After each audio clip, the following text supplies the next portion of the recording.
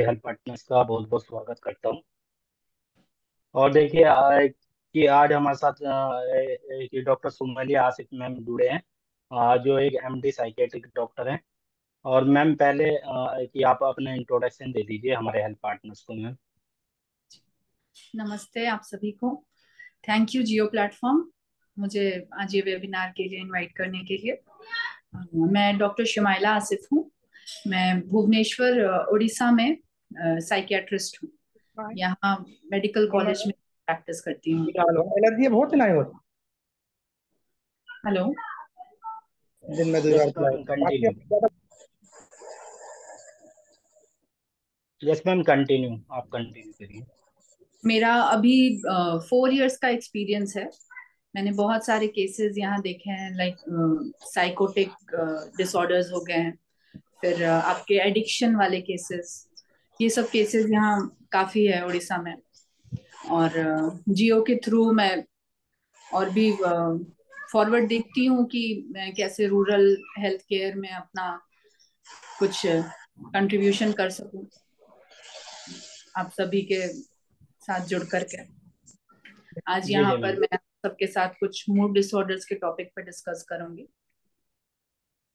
Okay ma'am.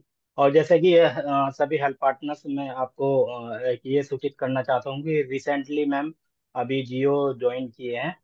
तो ma'am ये आपको कैसा लगा है कि जैसे कि हम कि पैन इंडिया में रूरल एरिया में वर्क कर रहे हैं और अच्छी सर्विस फैसिलिटी दे रहे हैं, तो आपको जियो पर जुड़कर कैसा लगा मैम? मैं बहुत गर्व महसूस करती हूँ इस चीज को लेकर। एक्चुअली हमारा आप जो देखेंगे 2016 में निमहांस ने एक हेल्थ सर्वे किया था। उस हेल्थ सर्वे में उनका रिजल्ट्स में आया है कि मेंटल इलनेस में जो है 80 से 85% ट्रीटमेंट गैप है। मतलब कि 80 से 85% लोग पीड़ित हैं मानसिक रोग से, लेकिन उनको उस चीज का इलाज नहीं मिल पा रहा है। और इस चीज का एक बहुत महत्वपूर्ण कारण ये बताया गया कि ट्रीटमेंट गैप का जो रीजन था वो डिस्टेंस है। मतलब लोग अपने गांव में पेरीफेरी में रहते हैं और वो डिस्टेंस के कारण एक मेंटल हेल्थ प्रोफेशनल को रीच नहीं कर पा रहे। तो जियो एक ऐसा प्लेटफॉर्म है कि ये मदद कर रहा है गांव गांव में लोगों को कि वो वहां पे भी स्पेशलिटी सर्विस ले सके।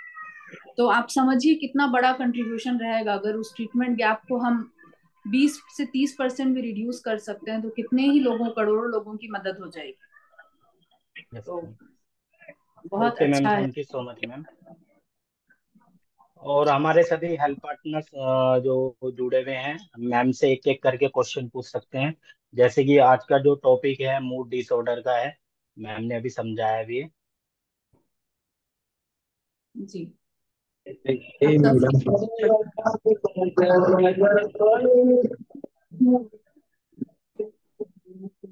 सतीश कुमार जी, आपकी वॉइस नहीं आ पा रही है, एक बार दोबारा बोलेंगे आप?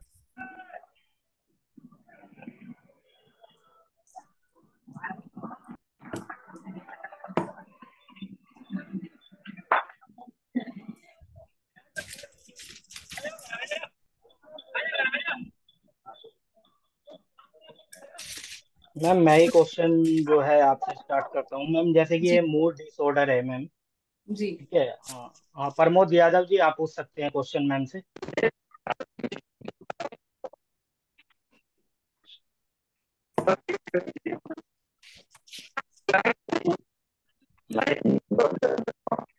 आवाज ब्रेक हो रही है। प्रमोद यादव जी, आपकी आवाज ब्रेक हो रही है, आप एक बार दोबारा।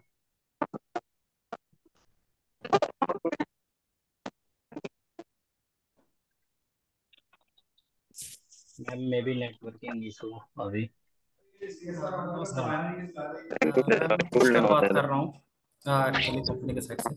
मैम आई थिंक ये एक हेल्पफुल होता हमारे हेल्थ पार्टनर्स हेलो। के लिए अगर आप एक बार टॉपिक पे थोड़ा सा डिस्कशन स्टार्ट करते ना मिलाओ। तो वो थोड़ा सा क्वेश्चन फिर थोड़े फोन ना बाद मिला। स्टार्ट करते, क्योंकि आपने जो टॉपिक बताया था ना हमें एक बार उसके अनुसार अगर आप शुरू करेंगे तो बेहतर होगा। Yes ma'am. जी श्योर। दिमाग मत खराब करो, तुम्हारी अभी किससे बात हुई थी? वो हेलो। जी। आज का टॉपिक मैंने रखा है मूड हम्म। डिसऑर्डर्स। मूड डिसऑर्डर्स में हम कैटेगरी के हिसाब से देखेंगे तो 3-4 डिजीजेस हैं जो बहुत इंपॉर्टेंट है। आप लोगों ने डिप्रेशन तो सब जानते हैं, डिप्रेशन बहुत कॉमनली सुना है। डिप्रेशन भी एक तरह का मूड डिसऑर्डर हुआ। और फिर इसमें आ जाएगा बाइपोलर अफेक्टिव डिसऑर्डर। फिर हम बात कर सकते हैं ड्रग इंड्यूस्ड मूड डिसऑर्डर्स की, जो जैसे हम्म। नशा करने की वजह से जो हाँ जी। मूड चेंजेस आते हैं उसके। फिर आता है हमारा पोस्टमार्टम मूड डिसऑर्डर्स, जो कि डिलीवरी के बाद औरतों में देखा जाता है। तो मूड डिसऑर्डर्स को अगर हम देखेंगे तो मूड क्या है? मूड मतलब हमारे मन का स्थिति कैसा है, मतलब आपका मन कैसा महसूस कर रहा है, खुश है, दुखी है, उस चीज को लेकर के हम मूड डिसऑर्डर्स बनाते हैं। बेसिकली साइकेट्री में दो दो कैटेगरीज हैं, एक है साइकोसिस हो गया, एक हो गया मूड डिसऑर्डर्स। साइकोसिस जो है वो थॉट के ऊपर है, मतलब हमारी थॉट कैसे चेंज होके डिल्यूजन वगैरह, वो अलग चीज है। मूड है हमारे मन की स्थिति, हम दुखी हैं, हम सुखी हैं, उस हिसाब से हम बात करते हैं। तो इसमें दो चीजें बहुत इंपॉर्टेंट है। बाइपोलर अफेक्टिव डिसऑर्डर, जैसा कि मैंने बोला, उसमें बाइपोलर क्यों बोला गया है? दो पोल हैं, एक है ऊपर की तरफ, जब पेशेंट जो है वो हाइपर हो जाता है, मतलब वो जरूरत से ज्यादा खुश रहता है, जरूरत से ज्यादा एक्टिव होता है। फिर एक है डिप्रेशन, जिसमें कि मूड जो है वो लो की तरफ, नेगेटिव की तरफ हो जाता है। मन चाह करके भी वो खुश नहीं हो पा रहे हैं, दुखी रहते हैं, ज्यादा लोगों से मिलना जुलना, इन चीजों को पसंद नहीं करना, ये हो गया डिप्रेशन। तो बाइपोलर इसलिए क्योंकि पेशेंट कभी डिप्रेस्ड होता है, कभी मेनिया में होता है, इसलिए इसके दो पोल हैं। उस चीज में ही ऊपर या नीचे पेशेंट का चलते रहता है, वो साइकिल एक तरह का है जो कि रिपीट करता है हर 2 साल 3 साल पर, कभी डिप्रेशन है, कभी मेनिया है, उस तरह की चीजें आती हैं। फिर जैसा मैंने बोला ड्रग इंड्यूस्ड मूड डिसऑर्डर आजकल बहुत कॉमन है हमारे एडोलेसेंट्स में।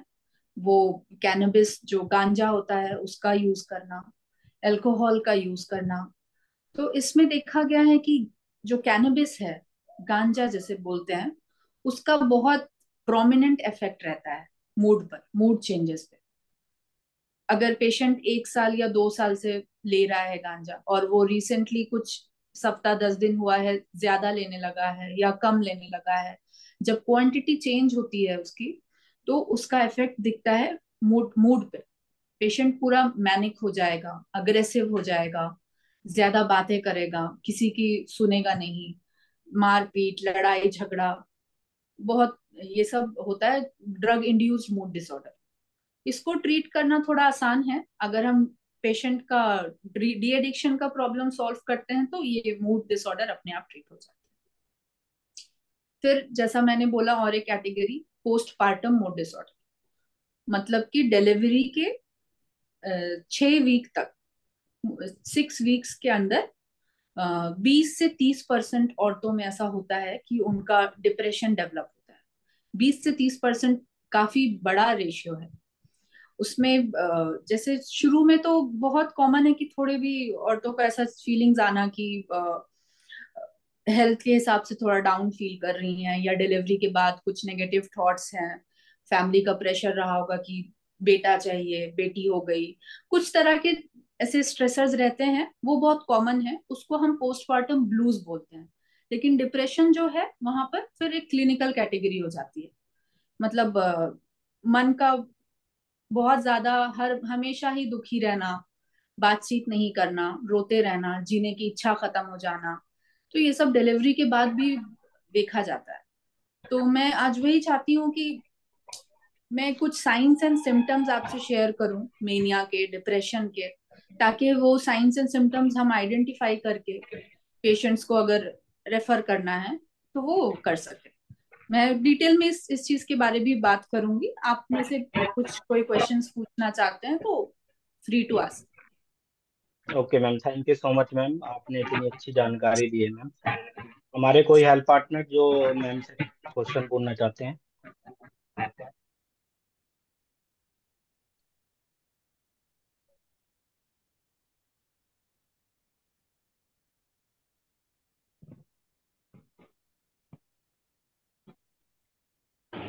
हेलो। यस सर, पूछिए। मैं डॉक्टर जय किशन।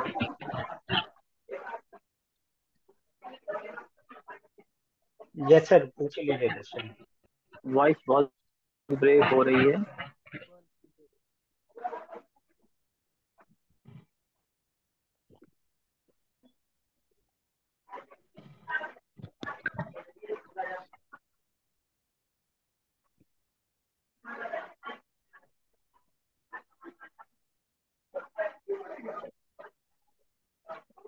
यस सर, पूछ लीजिए क्वेश्चन। आप सुन पा रहे हैं सर? हमारे पेशेंट्स रहते हैं, जो पेशेंट होते हैं, जी।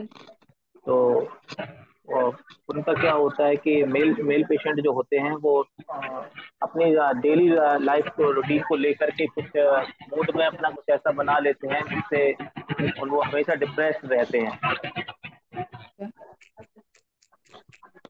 जैसे मान लो उनको कोई अपनी पर्सनल समस्या है, उसको लेकर के डिप्रेस्ड रहते हैं, जबकि वो समस्या नहीं होती है।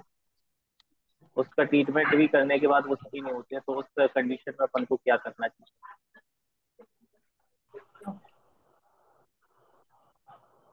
मैं एक बार रिपीट करती हूँ आपका क्वेश्चन। आपने शायद ये पूछा कि मेल पेशेंट्स में कॉमनली देख रहे हैं कि वो अपने डेली रूटीन को लेकर के थोड़ा दुखी रहते हैं, डिप्रेस्ड रहते हैं, और ट्रीटमेंट के बावजूद उनका इम्प्रूवमेंट नहीं हो रहा है, शायद ये। डिप्रेस्ड रहते हैं जी। यस मैम, डिप्रेस रहते हैं मेल और फीमेल पेशेंट हाँ। रिलेशनशिप में मैम। ओके, ठीक जबकि है। ऐसा कुछ होता नहीं है कि वो जबरदस्ती का डिप्रेस्ड रहते हैं। ये एडोलेसेंट्स मतलब जैसे 20 से 30 साल के लोगों में शायद आप देखते होंगे ज्यादा कॉमन है रिलेशनशिप इश्यूज को लेकर के ज्यादा चिंता करना। मतलब बात छोटी सी रहेगी लेकिन वो उनके लिए बहुत ज्यादा बड़ी रहेगी। क्रिटिसिज्म वो सह नहीं कर पाए, कोई छोटी सी बात बोल दिए तो उन्हें बहुत बुरी लग गई है। तो इस केसेस में कभी कभी हो सकता है कि मिसडायग्नोसिस हो जाए। डिप्रेशन जो है, शायद वो डिप्रेशन ना हो सकता है कि वो उनका पर्सनालिटी हो, जो हम बोलते हैं इमोशनली अनस्टेबल पर्सनालिटी डिसऑर्डर। एक तरह की पर्सनालिटी होती है जिसमें डिसथाइमिया, मतलब छोटी छोटी बातों में ज्यादा दुखी होना, वो चीजें ज्यादा कॉमन होती है। तो कभी कभार क्या होता है कि उनमें SSRI SNRI अकेले उतना काम नहीं कर पाता है। उन लोगों में हम लोगों को थोड़ा लिथियम है, या फिर मूड स्टेबलाइजर्स जैसे वैल्प्रोएट हो गए, और ऑक्स कार्बाजेपिन हो गए, उन सबको SSRI के साथ मिला के देने से थोड़ा बेनिफिट होता है। एंड इनमें एक तरह की बिहेवियर थेरेपी बहुत यूजफुल होती है आपकी। उसे हम बोलते हैं DBT, डायलेक्टिकल बिहेवियरल थेरेपी। इसमें हम पेशेंट्स को सिखाते हैं अपने इमोशंस को वो कैसे ट्रैक कर सकते हैं। मतलब उन्हें कौन सी बातें किस सिचुएशन में बुरी लगी, उन्होंने कैसे रिएक्ट किया, फिर अल्टीमेटली उसका रिजल्ट क्या हुआ। तो हम पेशेंट को खुद रियलाइज करवाते हैं, अवेयर कराते हैं कि वो अपने इमोशंस को आइडेंटिफाई कर सकें, और फिर खुद डिस्कस करें अपने थेरेपिस्ट के साथ आकर के। धीरे धीरे वो थोड़ा माइंडफुलनेस उनके अंदर डेवलप कराना, कोपिंग स्किल्स डेवलप कराना, इन सब चीजों को हम हेल्प कर सकते हैं। डिप्रेशन हो सकता है मिसडायग्नोसिस हो, अगर अंडरलाइंग पर्सनालिटी डिसऑर्डर कुछ रह रहा है तो उसमें सिर्फ डिप्रेशन का ट्रीटमेंट काम नहीं करता है। Okay ma'am, thank you so much ma'am. Ma'am, अभी आपने एक टर्म यूज किया है, डीबीटी, और मैम ये कॉग्निटिव बिहेवियर थेरेपी, ये क्या ये दोनों सेम है मैम? नहीं, ये दोनों थोड़ा अलग है। कॉग्निटिव थेरेपी जो है वो हम मोस्ट कॉमनली देते हैं डिप्रेशन में, OCD में, एंजाइटी में। इसमें हम क्या करते हैं कि हम कॉग्निशन को आइडेंटिफाई, मतलब जो कॉग्निटिव एरर रह रहे हैं, मतलब जो थॉट प्रोसेस गड़बड़ रह रहा है, जैसे कि आ, हम बोल सकते हैं मैग्निफिकेशन, मतलब कि कुछ छोटी सी बात हुई, जूम पर उसको मीटिंग किसी ने कुछ छोटी सी, जूम पर मीटिंग आ समझ लीजिए उसको ऑफिस में किसी ने डांट दिया, तो छोटी सी ही बात है, लेकिन चीज को बार बार इतना सोच रहा है, पूरा सोचकर नेगेटिव हो गया कि अब उसके बाद मैं क्या करूंगा, मैं अनएम्प्लॉयड हो जाऊंगा, मेरी कौन मदद करेगा। मतलब उसने एक छोटी सी बात को कितना मैग्नीफाई कर दिया। फिर और एरर्स हो सकते हैं मिनिमाइजेशन, कुछ अच्छी बात हो तो अच्छी बात को वो नजरअंदाज करके नेगेटिव थॉट्स पे ही फोकस कर रहा है। तो इस तरह के बहुत सारे कॉग्निटिव एरर्स होते हैं, मतलब वो थॉट प्रोसेस ही उसकी गलत है, फिर वो थॉट की वजह से उसका बिहेवियर जो है वो अफेक्ट हो रहा है। तो सीबीटी में हम वो ही कोशिश करते हैं कि गलत जो थॉट प्रोसेस है उस थॉट प्रोसेस को आइडेंटिफाई करते हैं, फिर उससे टारगेटेड जो बिहेवियर है उस बिहेवियर को आइडेंटिफाई करते हैं और उसे चेंज करने की कोशिश करते हैं। मतलब कॉग्निशन मतलब थॉट, बिहेवियर जो एक्शन है, तो थॉट और बिहेवियर जो लिंक्ड है वो पैटर्न को आइडेंटिफाई करके हम वहां पर मॉडिफिकेशन लाते हैं।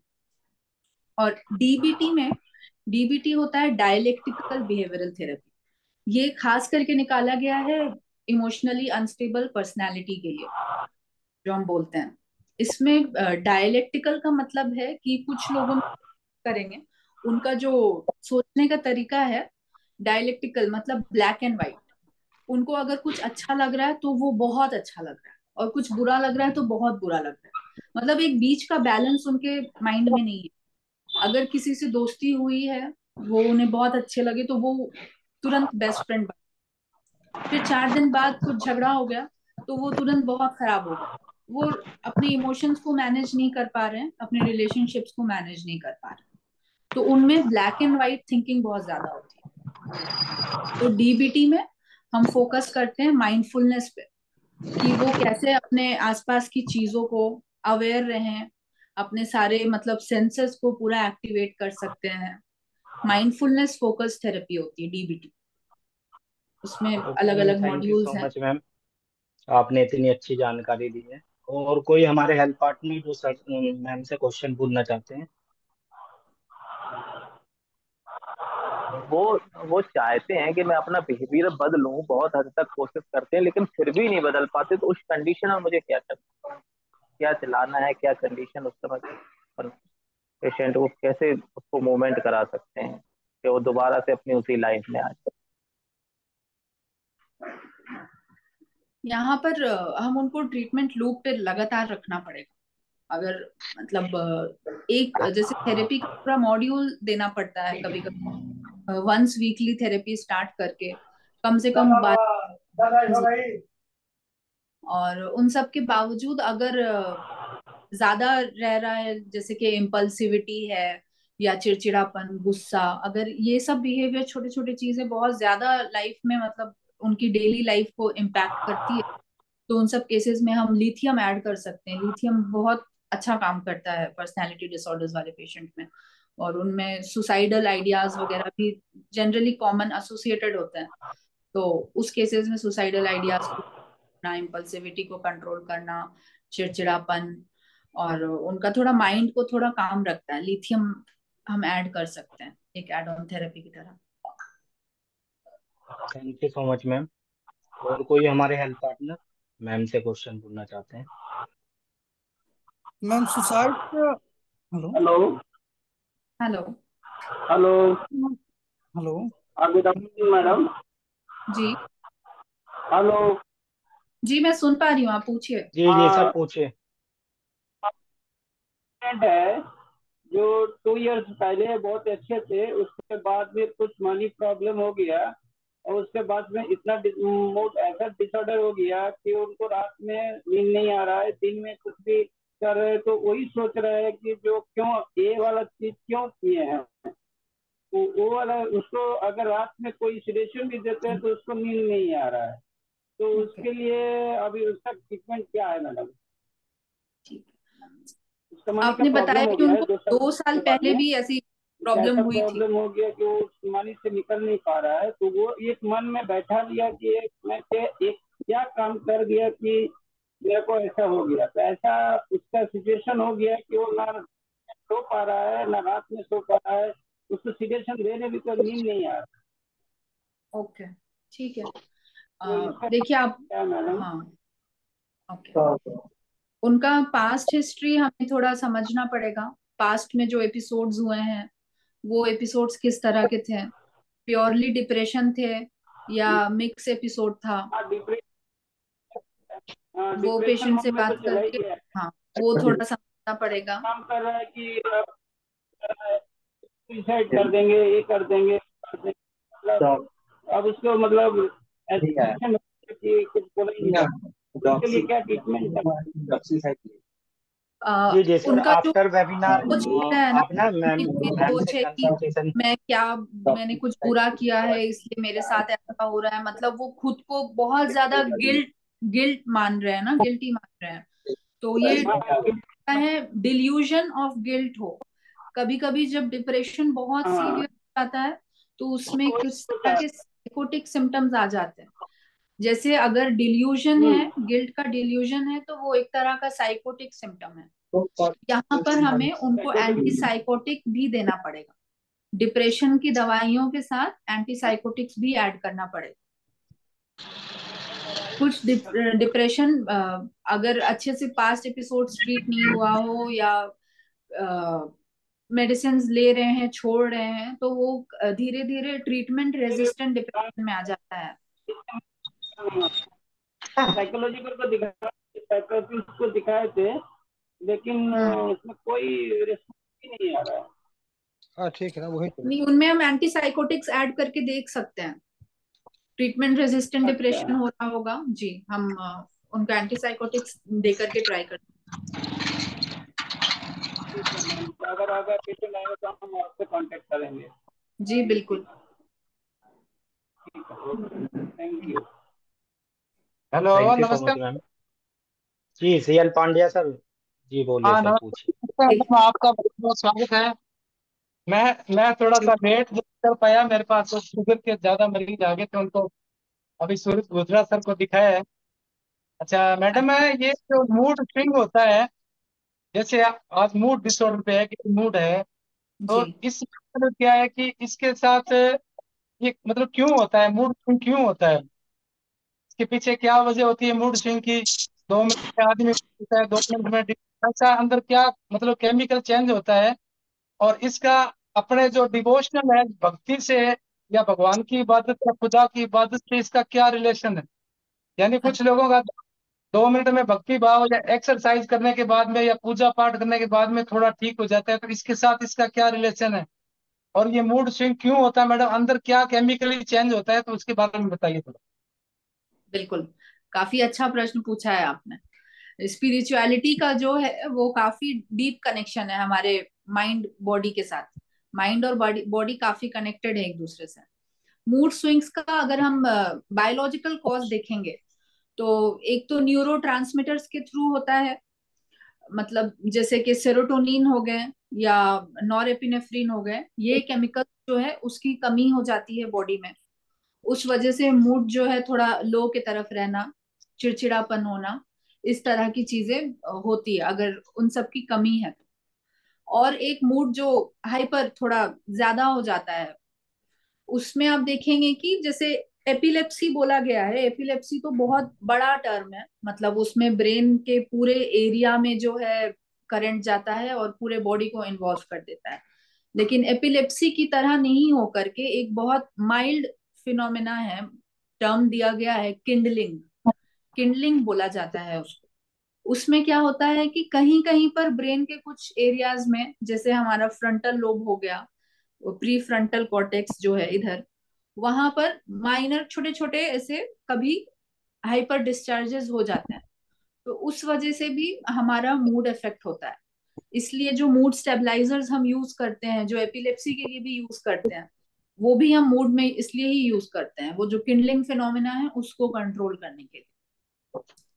जी, और इसका मैडम अपने जैसे अपना जो धार्मिक एक्टिविटी करते हैं या प्रार्थना करते हैं या भगवान का नाम लेते हैं, तो उसके बाद में नेचुरल तरीके से मैडम ये जो केमिकल आते हैं इनका लेवल बढ़ाया जा सकता है क्या? जी, अगर हम उस चीज को एक डेली एक रूटीन की तरह करेंगे तो उस चीज का इफेक्ट दिखेगा। अगर कभी कर रहे हैं या कभी नहीं कर रहे हैं उस तरीके से नहीं, लेकिन अगर आप डेली एक टाइम में जैसे सुबह 7 से 8 योगा कर रहे हैं, या जो भी स्पिरिचुअल एक्टिविटी में आप इन्वॉल्व होना चाहते हैं आप कर रहे हैं, अगर उसको जब भी एक करते हैं रूटीन के सुबह सात हिसाब से से आठ ही तो मान लेते हैं। डेफिनेटली कुछ ना कुछ फर्क पड़ता है। लेकिन ये सब माइल्ड केसेस में हम बोल सकते हैं कि ट्रीटेबल है, जैसे एडजस्टमेंट डिसऑर्डर्स में जो डिप्रेशन हो गया, या कुछ स्ट्रेस के वजह से, जो सिचुएशन के वजह से जो इन्वॉल्व, मतलब सिचुएशन की वजह से जो एग्रेवेट होता है, उन सब चीजों में काफी काम करता है। लेकिन जो क्लिनिकल डिप्रेशन है, क्लिनिकल डिप्रेशन के कुछ साइंस होते हैं, जो 3 साइन आप ध्यान रखेंगे। उसको बोलते हैं इजी फैटिगेबिलिटी, मतलब थोड़ा सा कुछ काम करेंगे, चलकर उठकर गए, लेकिन फिर उसके बाद जो है पूरा थका थका महसूस कर रहे हैं। फिर लॉस ऑफ इंटरेस्ट, मतलब पहले जो काम अच्छा लगता था अब वो काम चाह रहे हैं करना बट फिर भी कर नहीं पा रहे हैं, इच्छा नहीं हो रही है। तीसरा है एनहेडोनिया, मतलब चाह कर भी खुशी महसूस नहीं कर पाना। तो ये सब जो साइंस है, ये साइंस आपको बताती है कि बॉडी में चेंजेस इतनी सीवियर हो चुकी हैं कि न्यूरोप्लास्टिसिटी की तरफ वो चेंजेस जा चुकी है। तो अभी यहाँ पर आपको बाहर से सप्लीमेंट करना ही पड़ेगा। सेरोटोनिन है, नॉरेपिनेफ्रिन है, उन केसेस में हम एक्सपेक्ट नहीं कर सकते हैं कि हमारे स्पिरिचुअल एक्टिविटीज जो है उसको पूरे तरीका से क्योर कर दें, लेकिन अगर माइल्ड लेवल पर है तो बिल्कुल हेल्प करती है। तो मैडम ये नेगेटिव न्यूरोनल मैप जो बन जाते हैं ब्रेन के अंदर, नेगेटिव न्यूरोनल मैप है, तो वो एक साइकोथेरेपी इनका बढ़िया ट्रीटमेंट है क्या? एक मेडिकेशन एक बढ़िया ट्रीटमेंट है मैडम? एक्चुअली एविडेंस के हिसाब से साइकोथेरेपी प्लस मेडिसिन, ये दोनों का कॉम्बिनेशन जो है वो बेस्ट ट्रीटमेंट है। सिर्फ मेडिसिन अलोन या फिर सिर्फ थेरेपी अलोन उतना इफेक्टिव नहीं है जितना दोनों का कॉम्बिनेशन इफेक्टिव है, जो हमारा रिसर्च अभी तक जो हमें एविडेंस जो भी है उसके हिसाब से। Thank you madam, thank you, बहुत बहुत शुक्रिया आपका। Welcome. Ma'am thank you so much ma'am. और कोई हमारे हेल्थ पार्टनर जो मैम से क्वेश्चन पूछना चाहते हैं?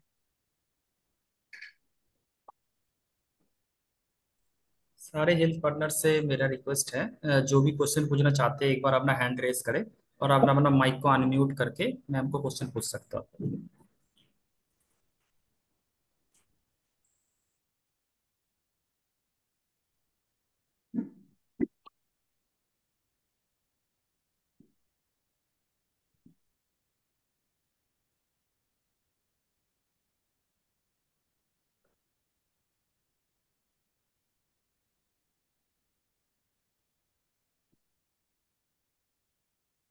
अगर मूड डिसऑर्डर्स के अलावा और भी कुछ क्वेश्चंस है, कुछ क्वेरीज है किसी पेशेंट को लेकर के या फिर साइकेट्री के कोई और टॉपिक पे, तो भी आप पूछ सकते हैं, कोई जरूरी नहीं है मूड डिसऑर्डर्स पे ही पूछना। मैम नमस्ते। जी नमस्ते। मैम आत्महत्या का विचार क्यों आता है? ओके, आत्महत्या का विचार, इसके लिए मतलब एक स्ट्रेट फॉरवर्ड आंसर तो हम नहीं दे पाएंगे, वो पेशेंट के हिसाब से वैरी करता है। कभी पेशेंट मतलब ज्यादातर कुछ ना कुछ उनमें अंडरलाइंग साइकेट्री प्रॉब्लम रहती है ज्यादातर केसेस में, और कुछ केसेस में वॉलेंट्री भी हो सकता है। मतलब आप अगर पेशेंट से बात करें तो शायद डायग्नोसिस नहीं निकले, जी लेकिन जो कॉमन डायग्नोसिस हम बता सकते हैं वो आपका डिप्रेशन हो गया, स्किजोफ्रेनिया हो गया, जी पर्सनालिटी डिसऑर्डर्स हो गए, जी ड्रग डी एडिक्शन हो गए। इन सब के कारण जब पेशेंट बहुत होपलेस हो जाता है, बहुत होपलेस हेल्पलेस फील करता है, उसे मतलब ऐसा लगता है कि वो एक ऐसे जाल में फंस गया है कि अब उससे बाहर उसे निकाला नहीं जा सकता। जी अपने सोच विचारों को ही इतना ज्यादा बार बार एक ही चीज को सोचकर कभी कभी नेगेटिव हो जाते हैं कि छोटी सी प्रॉब्लम बहुत बड़ी समस्या नजर आने लगती है, और ऐसा लगता है कि उस चीज से बाहर अब आ नहीं सकते हैं। तो जो रिपीटेड इंट्रूसिव थॉट्स बोलते हैं, मतलब इंट्रूसिव थॉट्स, हम चाह नहीं रहे कि हमें वो थॉट आए, लेकिन वो थॉट फिर भी अपने आप आ रही है, ऑटोमेटिक थॉट के हिसाब से आ रही है। जी बिल्कुल। वो शायद वॉलेंटियर नहीं करना चाहता है, वो हकीकत में सुसाइड नहीं करना चाहता हो, लेकिन जी उसको एक ऑटोमेटिक थॉट आ जाता है कि नहीं अब और जीना नहीं, और जीना नहीं है। उस चीज को बहुत बार प्रिवेंट करता है, सप्रेस करता है पेशेंट। फिर एक टाइम पर अगर उसको कुछ हेल्प नहीं मिला हो आसपास, तो बहुत दफा जो है पेशेंट उस चीज के लिए मतलब आत्महत्या कर बैठता है। मैम जैसे अगर कोई पेशेंट इस तरह की बात कर रहा है तो उसके साथ कैसे डील करना चाहिए? ओके, अगर कोई पेशेंट इस तरह की बात कर रहा है तो पहले तो उसको एनकरेज करना चाहिए कि वो अपने विचारों को पूरा फ्रीली बोले, मतलब एकदम वेंट आउट करे बिना किसी जजमेंट के, डर के। आप उसको एक आराम से उसको एक प्राइवेसी वाले स्पेस में ले जाइए। अगर बहुत लोग आसपास बैठे हैं तो कोई बंदा खुल करके बात नहीं कर पाएगा, तो उसको कंफर्टेबल फील कराना बहुत इंपॉर्टेंट है। उसके साथ रैपो स्टैब्लिश कीजिए, मतलब उसका भरोसा जीतने की कोशिश कीजिए, उसको एम्पैथी दीजिए। एम्पैथी देने का मतलब है कि उसके ही इमोशंस को वैलिडेट करना। जैसे बोल रहा है कि मैं बहुत दुखी हूँ, मुझे कुछ भी अच्छा नहीं लग रहा है, इतने इतने सारे प्रॉब्लम्स हैं मेरे घर पे, तो आप उस चीज को बोलिए कि हाँ सही बात है, प्रॉब्लम्स तो बहुत हैं, दुख होना भी जायज है। मतलब उसके इमोशंस को आप वैलिडेट करिए, वो जो बोल रहा है हाँ उस चीज को अफर्म करना, वैसे करिए। उसके साथ थोड़ा रैपो बिल्ड करिए, फिर उसको इनकरेज करिए के अंदर जो भी थॉट्स है उस थॉट्स को वो फ्रीली बोले, बात कर। जितना ज्यादा अगर बोलेगा कि हाँ मुझे सुसाइड करने के लिए थॉट्स आते हैं, वो अच्छी बात है, उस चीज को सप्रेस करके रखना अच्छी बात नहीं है, उस चीज को बोल देना अच्छी बात है। और हम जो है पेशेंट से एक एंटी सुसाइडल पैक्ट हम ऐसा करते हैं ओपीडीज में बहुत दफा। एंटी सुसाइडल पैक्ट मतलब हम पेशेंट से ऐसा रिटर्न में लिखवा लेते हैं कि मैं मुझे थॉट्स आने से भी मैं सुसाइड नहीं करूंगा, मैं अपने थेरेपिस्ट से या अपने दोस्त से किसी से शेयर करूंगा। मतलब पेशेंट को एक हम उसका भरोसा जीतते हैं कि हाँ आप सुसाइड नहीं करोगे, हम उसको एक उम्मीद देते हैं जीने के लिए, उसको एंटी सुसाइडल पैक्ट बोलते हैं। और घर वालों को आप हमेशा एडवाइस करिए कि पेशेंट को जो है अकेला ना छोड़े। हम जितना भी कर ले कोशिश, अगर उनको अकेले रहने का मौका मिलता है तो वो उस केसेस में सुसाइड कर बैठते हैं। और यहाँ पर एक लीगल हिसाब से भी ध्यान रखने के लिए एक पॉइंट बहुत इंपॉर्टेंट है, हमेशा प्रिस्क्रिप्शन में उस चीज को मेंशन कर देना कि पेशेंट इज एक्टिवली सुसाइडल, उनको रेफर करके एडमिशन एडवाइस किया गया, और उन्हें जो है एक्टिव 24/7 सर्वेलेंस में रखने के लिए बोला गया घर में।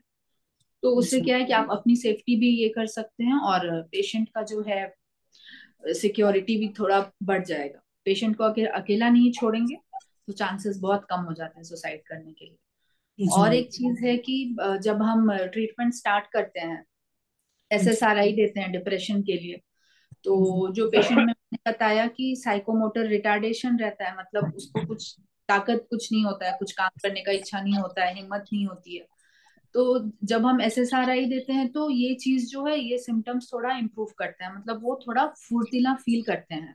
लेकिन यहाँ पर ये चीज डेंजरस भी काम कर सकता है। उनका जो सुसाइडल थॉट है पहले वो एग्जीक्यूट नहीं कर पा रहे अपने प्लान को, लेकिन अगर हम SSRI दे देंगे तो उनको थोड़ा हिम्मत आता है कि हम सुसाइड कर पाते हैं। तो हम जनरली SSRI, सिर्फ SSRI कभी नहीं देते हैं सीवियर डिप्रेशन में, उसके साथ हम बेंजोडाइजेपिन जरूर ऐड करते हैं और एंटीसाइकोटिक जरूर ऐड करते हैं।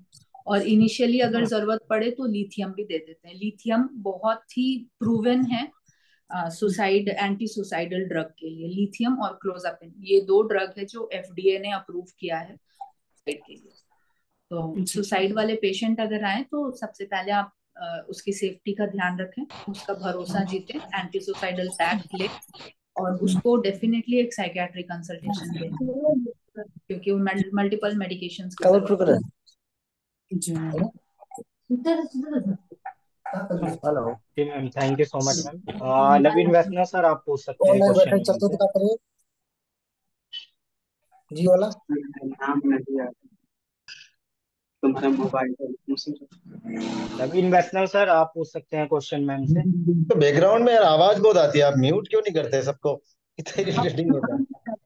मैं नहीं है स्क्रीन पे, ये देखिए क्या क्या कैसे लगता लगा सभी हेल्प पार्टनर से रिक्वेस्ट है, एक एक करके क्वेश्चन पूछ सकते हैं। Good afternoon ma'am.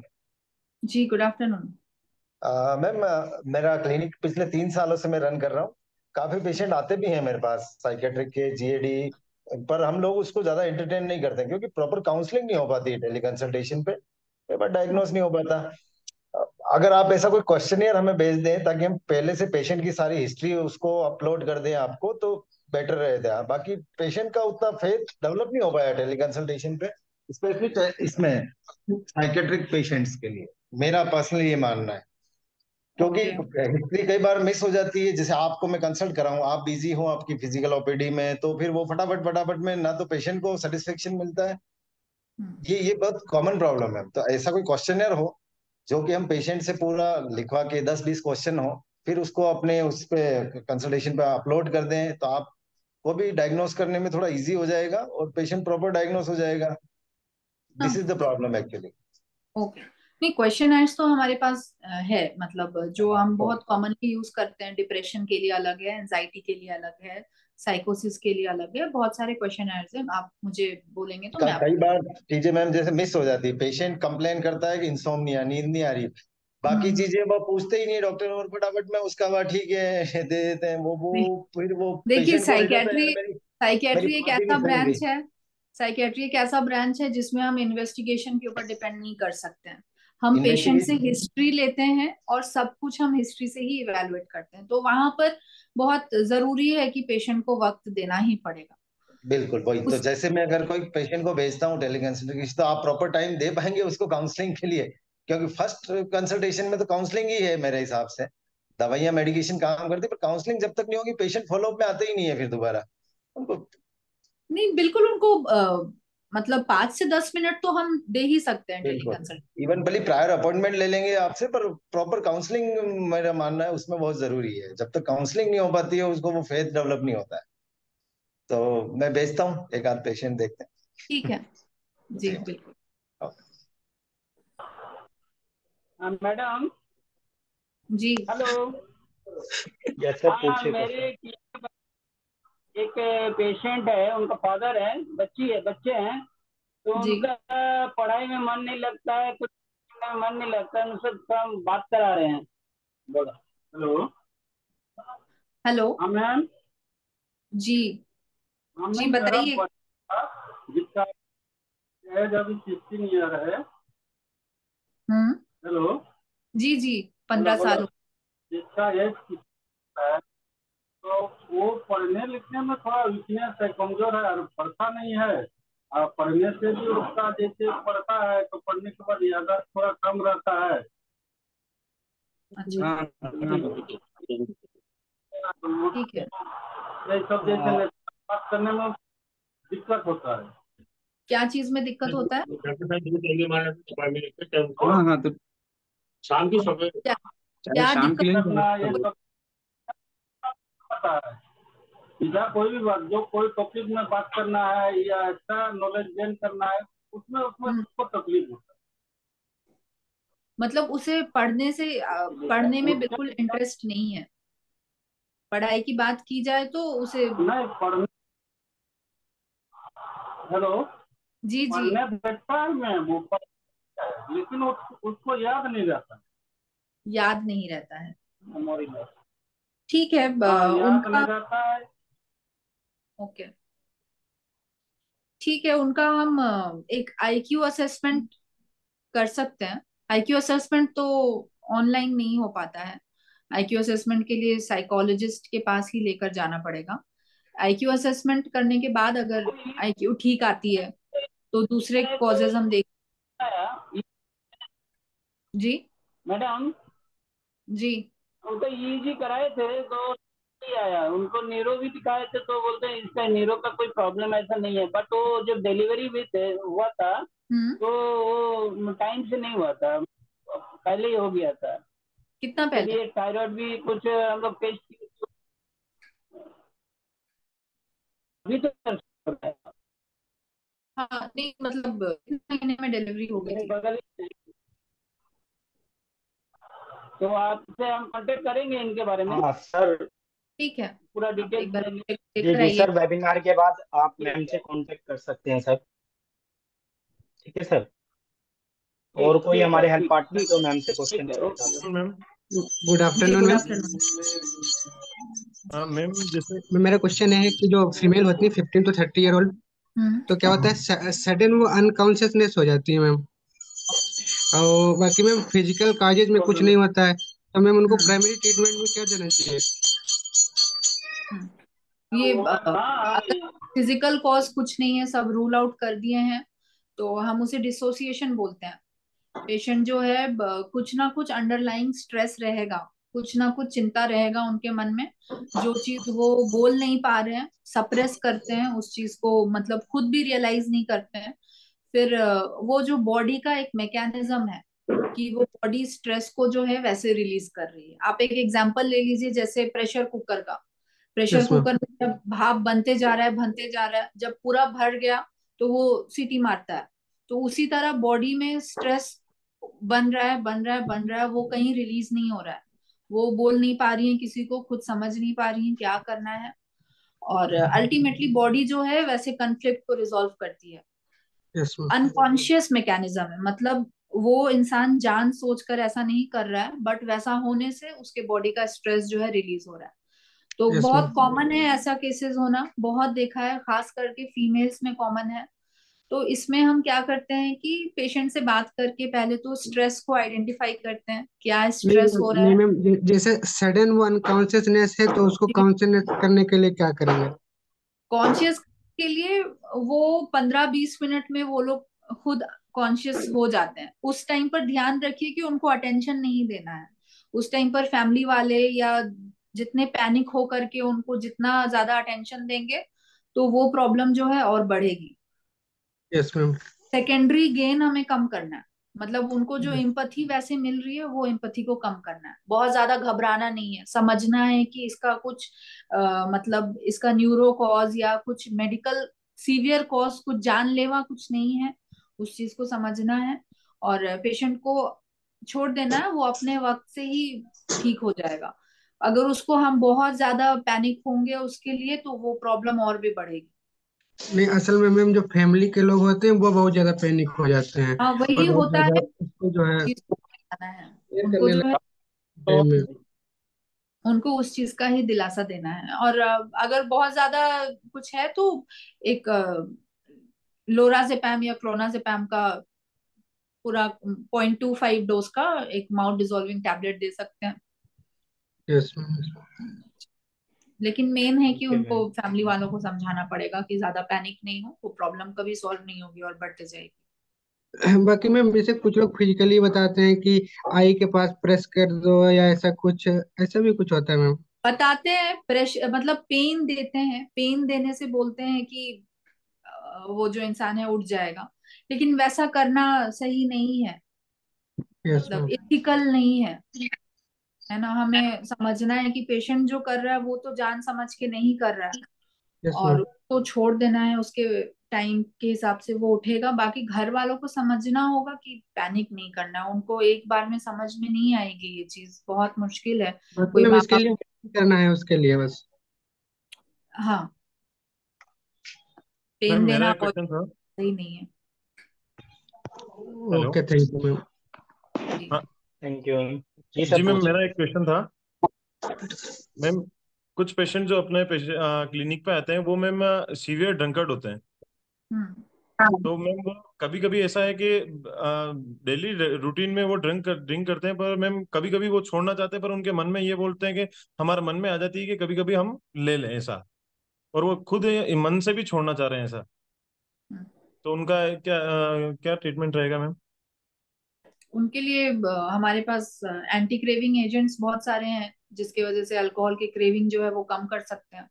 और अगर जी। पेशेंट में मोटिवेशन है, खुद से मोटिवेटेड है कि वो छोड़ना चाहते हैं, तो उस केसेस में बेस्ट है कि उनका कंसेंट लेकर के जो हम डाइसल्फिराम स्टार्ट कर सकते हैं। Okay ma'am. हाँ, डाइस कंसेंट लेकर के डाइसल्फिराम देने से काफी अच्छा काम करता है okay ma'am, motive. Thank you. Okay ma'am, thank you so much ma'am. और क्या कोई हमारे हेल्प पार्टनर? विकास जी, विकास चौधरी जी, आप क्वेश्चन पूछ सकते हैं। आपने आपको अनम्यूट कर लीजिए सर। मैम नमस्कार। जी नमस्कार।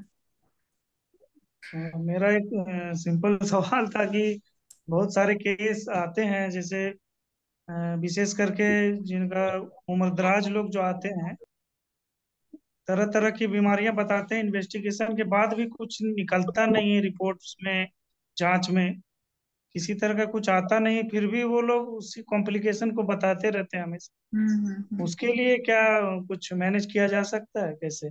जी, आप जैसा बता रहे हैं ये सोमैटोफॉर्म डिसऑर्डर हम इसे बोलते हैं। मतलब कि जी। कंप्लेन्स है बीमारी की तरह, कहीं कंप्लेन पेट दर्द है या हाँ हाँ। सर दर्द है, या बहुत सारे कंप्लेन्स वैसे रह सकते हैं, मल्टीपल कंप्लेन्स, लेकिन कुछ हम्म, रिपोर्ट्स में कुछ नहीं आता है, तो उसे हम कुछ नहीं। सोमैटोफॉर्म डिसऑर्डर बोलते हैं।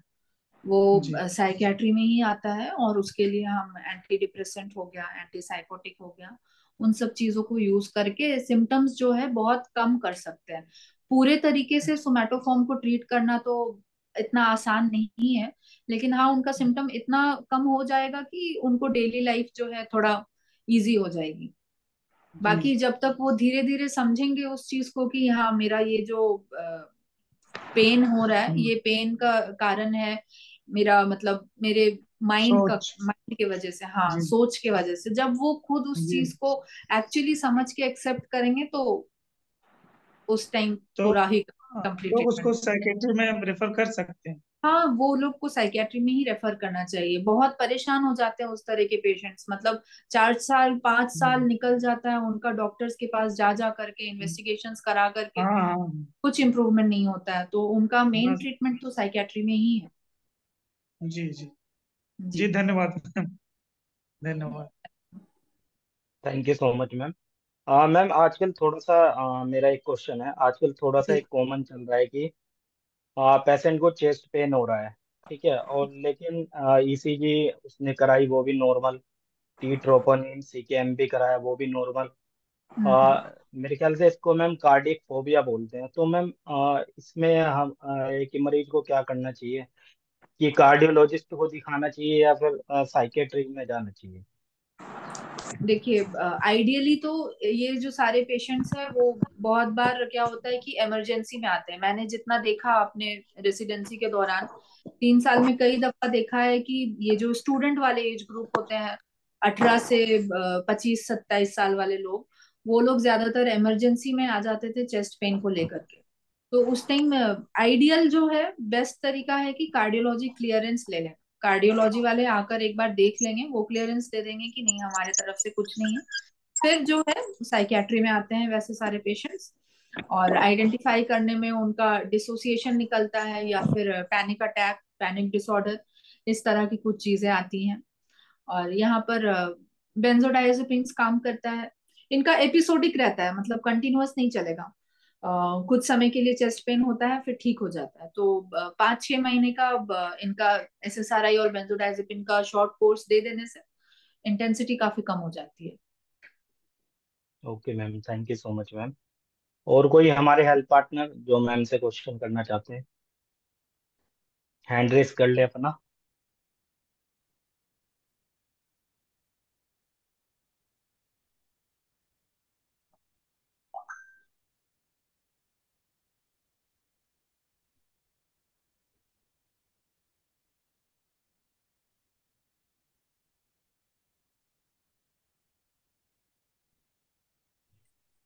मैम छोटी छोटी बातों में गुस्सा करते हैं उसको क्या बोलते हैं?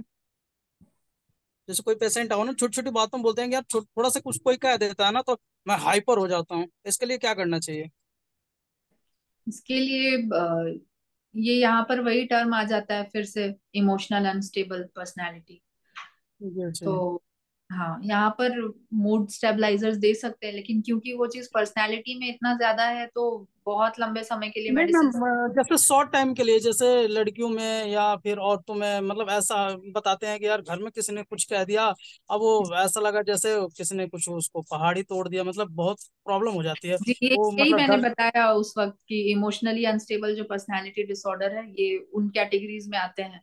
यहाँ पर ये हमें 15 थेरेपी दिन देना। 20 दिन से ऐसा हो रहा हो, जैसे बहुत मतलब काफी टाइम से होगा, तो मतलब उनके बिहेवियर में आएगा, या 10 15 दिन या 5 दिन के अंदर से भी आ सकता है?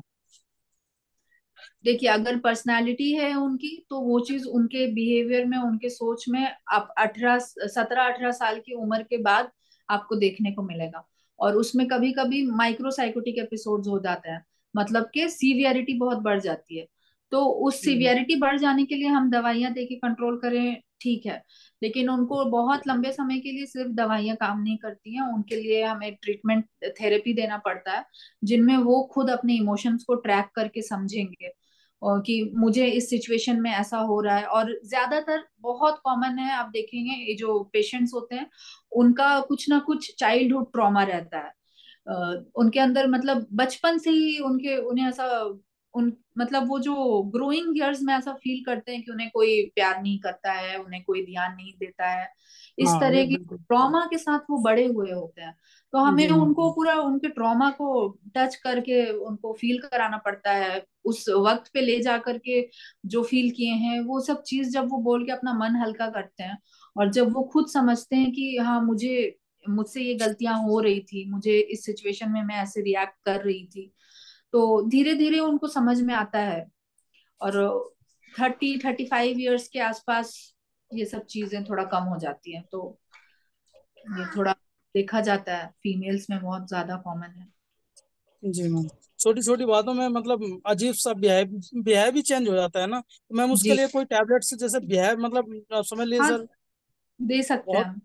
जी पेशेंट को कौन देख कौन। करके इवेलुएट करके अगर देना हो तो लिथियम दे सकते हैं, ऑक्स कार्बाजिपिन दे सकते हैं, अच्छा काम करता है उन लोगों मैम में। लिथियम लिथियम कितने दिन में मतलब असर करता है, जैसे ये कई लिथियम हफ्तों तक।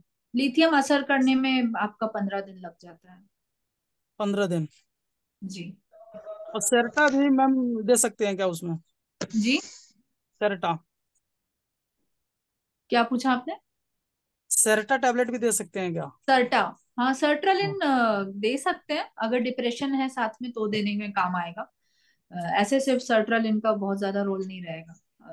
देखकर अगर एंजाइटी है या बार बार कुछ एक सोच उनको परेशान कर रही है, उन सब चीजों में सर्ट्रालिन काम करेगा। जी तो अभी लिथियम देने से मतलब बेहतर हो जाए। मैम ये जब मैंने सेरटा एक बार सर ने बताया थी, गर्ग सर, आपको मैम पता होगा।